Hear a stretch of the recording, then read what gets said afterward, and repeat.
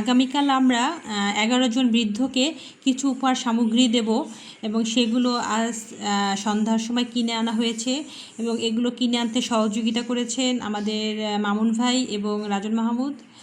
তারা বাজার থেকে এগুলো কিনে এনেছেন, এখন এগুলো প্যাকেট করা হবে।